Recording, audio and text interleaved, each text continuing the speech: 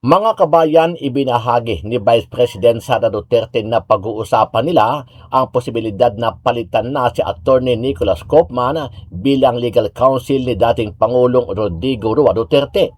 Sa isang panayam, ibinahagi ng Vice Presidente na pag-uusapan nila ng kanyang ama ang nasabing plano. Sinabi ito ni Duterte sa gitna ng mga palpak na apela ni Kaufman sa ICC. Matatandaan na makailang beses nang umapila ang kampo ni dating Pangulong Duterte sa ICC sa pangunguna ng kanyang abogado na si Attorney Nicholas Kaufman, subalit tila wala pa rin napapagbigyan sa kahit isa sa mga motion o kahilingan ng naturang abogado. Mahigit isang taon nang nakakulong ang dating Pangulo sa International Criminal Court o ICC sa The Hague, Netherlands, pero wala man lang nakikita improvements sa kanyang kaso. Dahil dito, binatikos na rin ni VP Sara Duterte at sinabing bias ang ICC pagdating sa mga desisyon nito sa kaso ng kanyang amang si dating Pangulong Rodrigo Roa Duterte.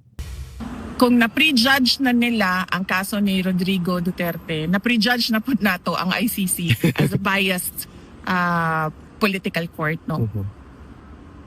Dili siya court of justice. Ginasite siya ang mga declarations sa family, whether or not dira na hitabo sa Duterte Or even or sa katong- lain nga platform. Ginasite man siya sa ICC. Para sa ako, dili man na legal basis for the court to deny Yes. based on statements of relatives. Dapat factual ka kung unsa ang makita nimo dito sa kaso or sa circumstances surrounding the case.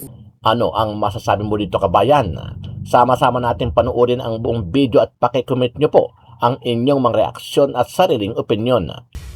Kung na-prejudge na nila ang kaso ni Rodrigo Duterte, na-prejudge na po nato ang ICC as a biased political court, no?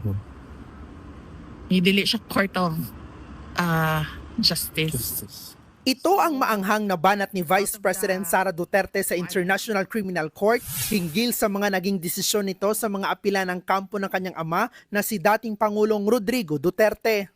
Buwelta pa ni VP Sara, wala na umano sa batas ang mga basihan ng ICC sa kanilang mga desisyon. Ginasite siya ang mga declarations sa family, whether or not dira na hitabo sa Duterte Or even or sa katong- lain nga platform. Ginasite man siya sa ICC. Para sa ako, dili man na legal basis for the court to deny Yes. based on statements of relatives. Dapat factual ka kung unsa ang makita nimo dito sa kaso or sa circumstances surrounding the case. Tanong pa ng bise, bakit pati mga joke sa tao at libro ginamit umanong basihan ng ICC? Naabay legal basis na himuon nimong base sa imong desisyon ang joke Yeah. sa tao. In one of the decisions, nag-cite pa sila og libro. Ginoo ko, Newspaper article. libro. So wala gani kakibaloon sa motive sa tao nga nisulat sa libro, 'di ba? Dahil dyan, inaasahan na umano ni VP Sara na ikukulong talaga ng ICC ang kanyang ama.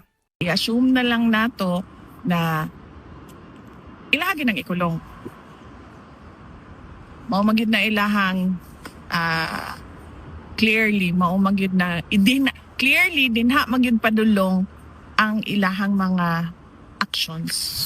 Kaya mensahe niya ngayon sa mga taga-suporta ng dating Pangulo, Di na ta mosaligan ng ICC. Uy, maghuna-huna na lang siguro ta sa karon ba sa edad ni PRD. Ang huna-hunaon na lang nato no kung unsa ang makahatag og moral support sa iya. Di na lang nato na huna-hunaon ang ICC because clearly dili man siya unbiased. VP Inday, good afternoon. What? How are you today, ma'am? I'm okay. I'm happy to see na umuunlad na ang ating mga kababayan. 4 na iPhone 17 ang nakikita ko.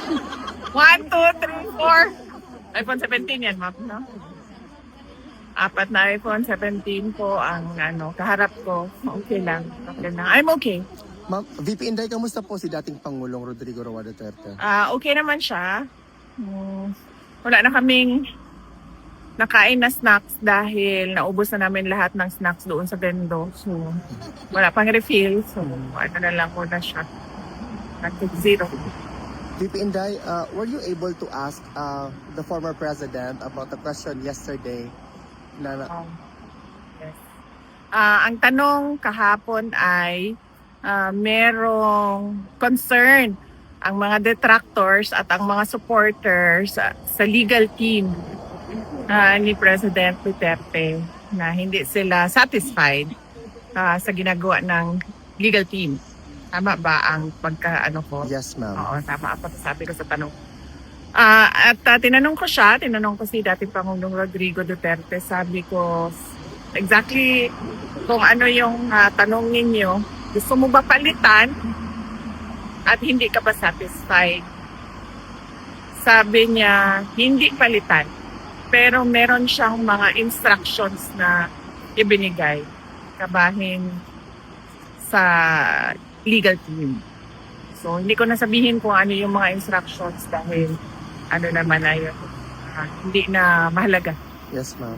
Ma'am, is there anything that you want to convey to the Filipino people closely still following the situation of the former president before the International Criminal Court? Oh, pasalamat pa rin lagi. Yun naman na yung aking message lagi sa ating mga kababayan. Nagpapasalamat ako dahil halos isang taon na at sigurado ako lalampas ito ng isang taon pa. Kaso ni dating Pangulong Rodrigo Duterte dito sa ICC. At nandyan ang ating mga kababayan na magpakita ng moral support, magpakita ng kanilang pagpunta dito sa Duterte Street. Gumagastos sila ng sarili nilang pera para pumunta dito at magpakita ng suporta sa buong mundo, hindi lang sa Netherlands. At syempre, ang pinakamahalaga dyan is yung dasal dahil napakalakas ng power of prayers kung marami ang nagdarasal. Yes, ma'am. VP Inday, mabuhay po kayo. Maraming salamat, ma'am. Maraming salamat din sa inyong lahat na nandito at sa lahat ng mga kababayan natin na online na nagsusubaybay at sumusuporta kay dating Pangulong Rodrigo dito. Araw-araw na nandito kayo at nagpapakita kayo ng suporta. Maraming salamat dahil sigurado ako nakakatulong yon sa mood, uplifting the mood of former President Rodrigo Duterte. Dahil lagi yan kapag pumapasok ako doon, binabanggit ko sa kanya na merong mga Filipinos sa labas at sinasabi niya, tinatanong niya ako, kanina tinanong niya ako, bumabati ba sila sa iyo? Sabi ko, oo naman. Sabi ko, yung mga Pinoy dito, hindi man sila suplada. Sabi ko, bumabati sila sa akin. Meron lang minsan, sabi ko, hindi sila bumabati kasi parang paniwala ko, nagdududa sila kung ako ba yan o hindi.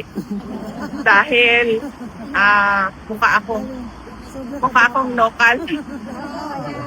Hindi mukhang Pilipina. So baka nag-iisip pa sila kung Sara ba ni Odile. At syempre pag hindi ako nagsalita, lalo nilang hindi malaman na ako yun. So yun lang. Yun. At napanggit ko yan sa kanya kanina. Sana all. Thank you, Sabi niya, VP. pinapansin ka ba nila? Sabi ko, oo, binabati nila. Thank you, VP. Mabuhay ka. Buhay ka dito. Buhay kayong lahat. Mahal ko kayo. Di na kailangang maglabas pa ng medical bulletin ukol sa kalusugan ni Pangulong Ferdinand Marcos Jr. Ito ang posisyon ng palasyo sa gitna na rin ng paglutang ng iba't ibang spekulasyon ukol naman sa tunay na estado ng kalusugan ng Pangulo. Ayon kay Palace Press Officer Undersecretary Claire Castro, ayon sa doktor ng Pangulo, hindi naman nakamamatay ang iniinda nitong sakit na diverticulitis o pamamaga ng isang bahagi ng large intestine. Hinimok ni Jose Castro ang publiko na umasa sa impormasyon mula sa palasyo kasabay ng pagtanggi sa kumakalat na ulat na di umano'y paglala ng kalagayan ng Pangulo. Batay sa konstitusyon, obligado ang Pangulo na ipaalam sa publiko ang lagay ng kanyang kalusugan. Hindi po tayo maaaring magbigay ng anumang opinyon kung hindi naman manggagaling mismo sa doktor ng Pangulo at hindi manggagaling sa Pangulo. Sinabi po ng Pangulo, hindi po life-threatening, nakaramdam po siya ng konting sakit at yan naman po ay tinutugunan ng kanyang mga doktor.